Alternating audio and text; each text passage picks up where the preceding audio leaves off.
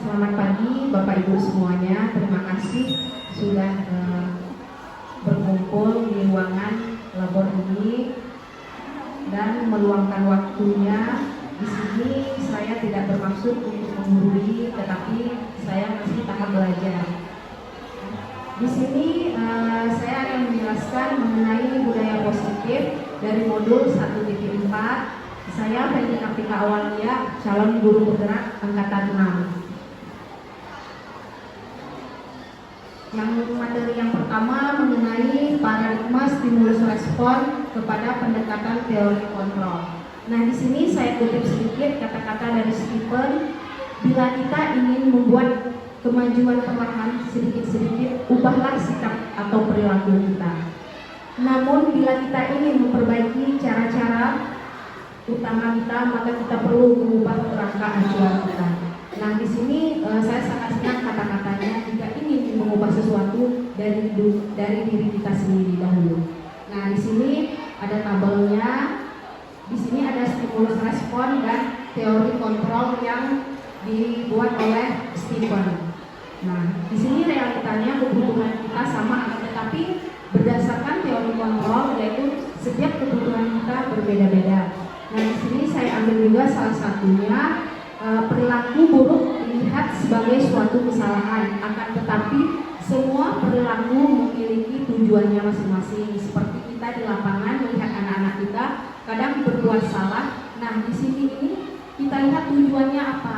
Terkadang anak-anak kita membuat suatu kesalahan itu tujuannya melihat atau mengambil perhatian dari kita. Nah, terima kasih. Selanjutnya materi disiplin positif. Di sini yang dimaksud adalah disiplin dari diri sendiri. Jika dari diri sendiri, dari diri sendiri tidak memiliki adanya motivasi internal, maka perlu adanya motivasi eksternal. Selanjutnya materi motivasi perilaku manusia. Di sini ada 3 motivasi perilaku manusia dari Diane Gosson. Yang pertama, kita lihat anak-anak kita motivasi perilakunya untuk menghindari ketidaknyamanan atau hukuman. Yang kedua, mendapatkan imbalan atau penghargaan dari orang lain. Yang ketiga, untuk menjadi orang yang mereka inginkan dan menghargai diri sendiri dengan nilai-nilai yang mereka percayai. Nah, di sini ada 3 motivasi perilaku manusia. Tentu Bapak Ibu telah menemui motivasi ini dalam lingkungan sekolah ini.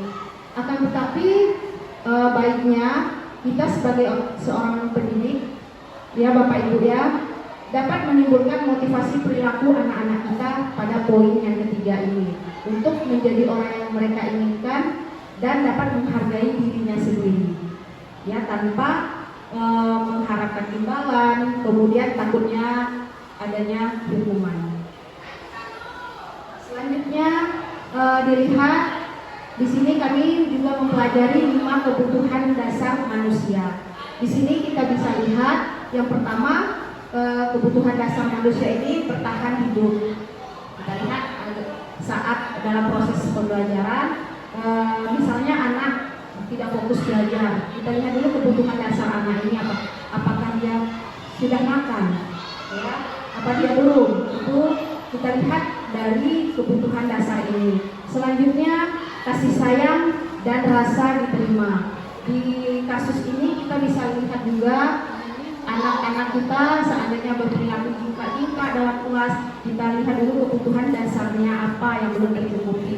Apakah dia kekurangan kasih sayang, ataukah dia tidak diterima di kelasnya gitu. Kemudian kebutuhan dasar manusia yaitu penguasaan, kebebasan maupun kesenangan. Inilah 5 kebutuhan dasar manusia yang kami pelajari pada modul 1.4. Selanjutnya mengenai posisi kontrol restitusi. Di sini ada 5 posisi kontrol. Yang pertama adalah penghukum, pembuat rasa bersalah, menjadi teman, pemantau maupun manajer. Kita sebagai seorang pendidik tentunya harus restitusi yang positif, yaitu jangan kita membuat anak itu merasa sangat bersalah. Akan tetapi kita harus membuat menerapkan restitusi kontrol ini sebagai teman sama anak-anak kemudian pemantau maupun manajer. Di dalam tabel ini salah satu contoh ucapan dari seorang guru kepada anak-anaknya. Kalau seandainya kita lihat pendukung, yaitu langsung menghardik anak. Sebenarnya itu tidak boleh. Kamu ini langsung anak itu langsung down gitu. Misalnya dia bilang, kamu ini tingkah laku kamu ini membuat temanmu jadi takut atau mereka langsung menuduh anak itu, tidak boleh menghardiknya, tidak boleh itu mendukung sebagai pendidik. Selanjutnya segitiga restitusi. Nah, segitiga restitusi ini kemarin sudah saya terapkan di dalam kelas, melihat perilaku anak-anak jika dia mengalami kesalahan. Kemarin saya masuk ke dalam kelas, ada anak-anak ini yang terlambat. Tentunya itu melenceng dari budaya positif yang ada di sekolah. Saya terapkanlah segitiga restitusi, di mana segitiga restitusi ini ada 3, ya, dari namanya sudah tahu ya, segitiga restitusi. Pertama, menstabilkan identitas. Nah, Rehan terlambat ya, kemarin anaknya Rehan terlambat, kenapa terlambat? Nah, itu yang saya lakukan. Kemudian kita berkata, setiap orang itu tentu ada kesalahan kepada anak. Nah, apa kesalahan kamu? Kita gali, menstabilkan identitas anak tersebut. Selanjutnya, tahap yang kedua yang di sini validasi tindakan yang salah. Kamu tentu punya alasan mengapa kamu terlambat tadi. Nah, itu salah satunya. Kemudian ada tahap yang ketiganya, menanyakan keyakinan. Keyakinan kelas apa yang telah kamu sepakati. Kemudian Rehan mau jadi apa ke depannya. Tentu dari dalam dirinya sendiri, yaitu dari tahapan segitiga restitusi ini. Nah, kita ketahui bahwa segitiga restitusi ini diterapkan atau dikemukakan oleh Diana Dawson yang disebutnya restitution triangle. Selanjutnya keyakinan kelas.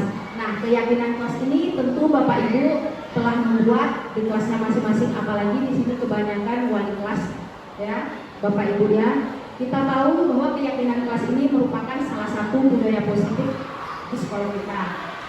Di sini saya masih ingat kakak-kakak guru penggerak dahulu berkata, kalau membuat keyakinan kelas kita harus menggunakan kalimat-kalimat yang positif, jangan yang negatif. Contohnya seperti ini, misalnya tidak boleh keluar kelas.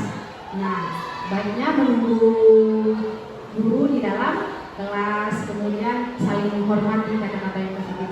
Saya masih ingat ya kepada ibu-ibu yang telah menjadi guru penggerak sebelumnya. Terima kasih Bapak Ibu yang telah memberikan waktunya. Saya ucapkan terima kasih. Jika ada salah-salah kata, ya Bapak Ibu, saya minta maaf. Saya ucapkan Assalamualaikum warahmatullahi wabarakatuh.